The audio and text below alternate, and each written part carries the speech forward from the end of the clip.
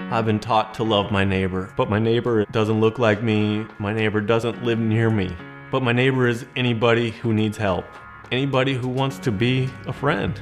Realtor Brent Gieseke is the volunteer project manager for Agape Pamoja, an organization that aids families fleeing war-torn countries who recently settled in Kansas City after living up to 20 years in refugee camps. One of the primary things Agape Pamoja does is help with housing. And we take what would be a typical rent and cut it down by 50 to 60%. They can do this because Brent locates and rehabs homes for the families to live in. Since he began, they've gone from 4 to 24 houses in just 4 years. Some houses are completely gutted down to the studs and put back together. They have been an eyesore in Kansas City and we acquire them. We do volunteer events with Americans and our student refugee leaders, and we come together and work on these houses. We pair people that are knowledgeable with home repair and tools with people who are not.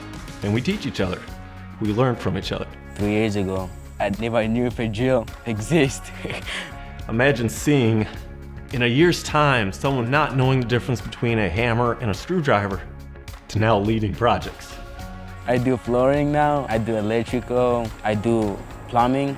To take that house from blighted to move-in ready and to present it to a new family, it's truly transforming. It's never just about providing the homes itself, but it's about investing in the people who reside in the homes. We mentor 19 kids now on their schoolwork, on the next steps in life. It makes me feel like I'm part of something. It makes me feel like I'm an important person.